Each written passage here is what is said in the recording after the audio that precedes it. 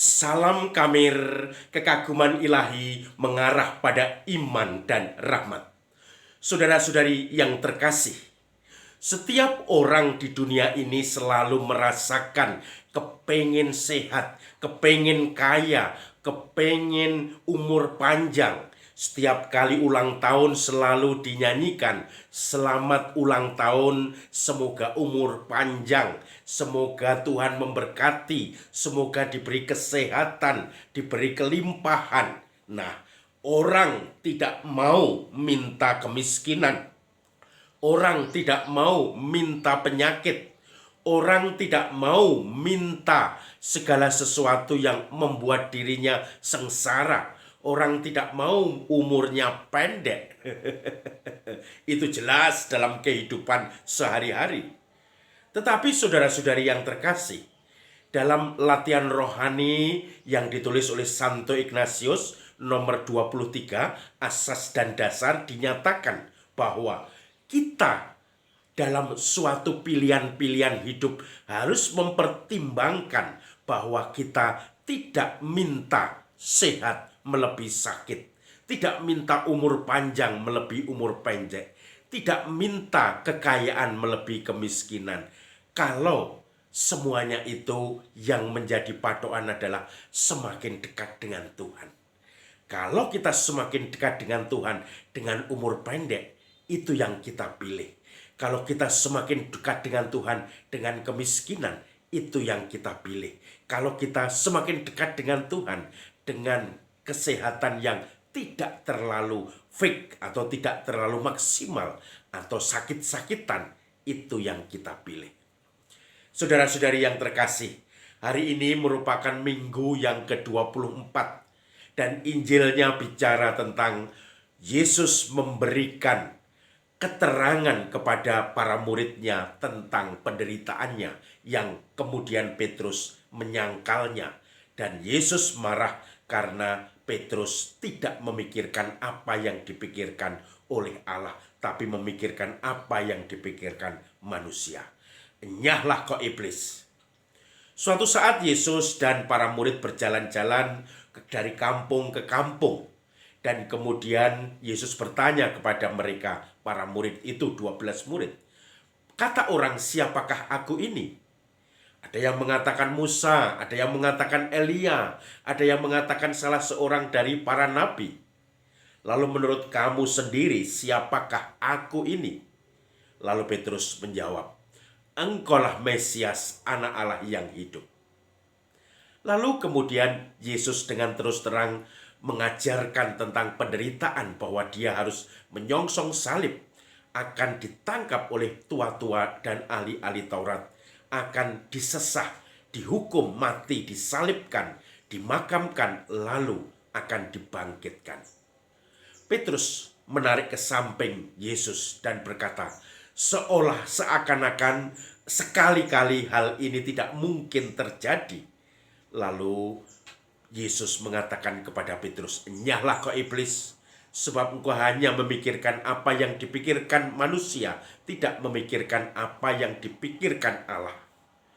Lalu kemudian Petrus pun kicep, dan kemudian Yesus mulai menerangkan segala penderitaan itu, dan jangan diceritakan kepada siapapun sebelum anak manusia turun ke tempat yang seharusnya. Saudara-saudari yang terkasih,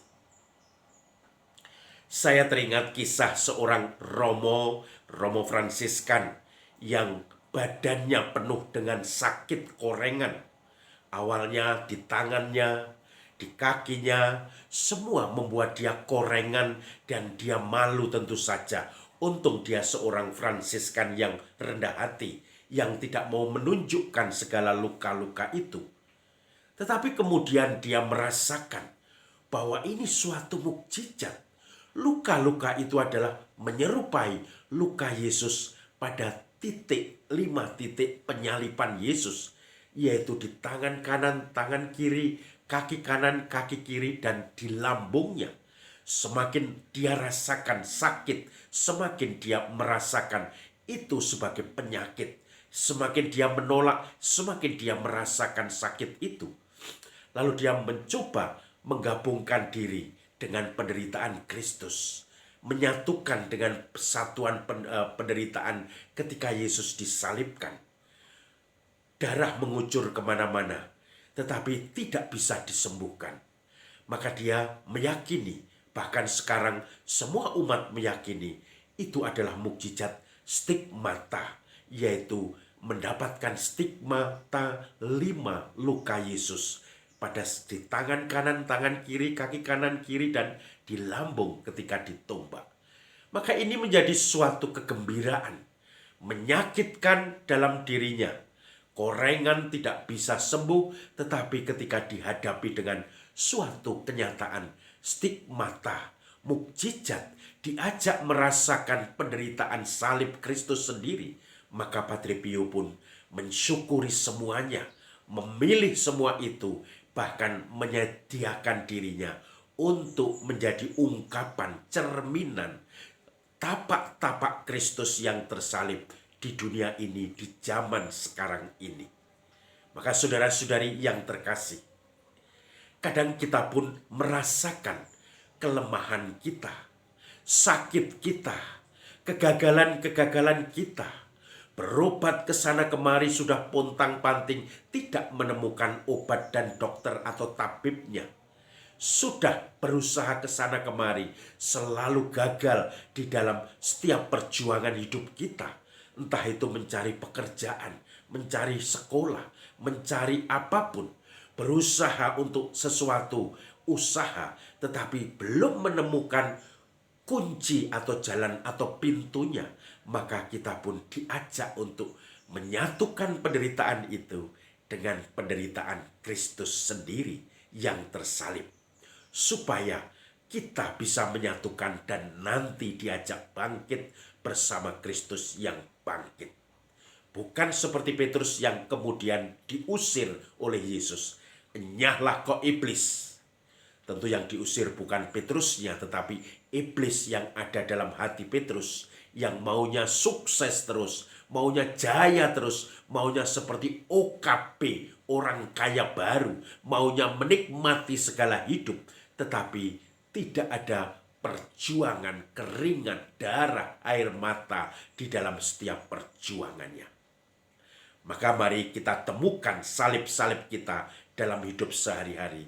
Kita peluk dengan setia, dan kemudian kita pun dibangkitkan bersama Kristus. Salam Kamir, kekaguman ilahi mengarah pada iman dan rahmat.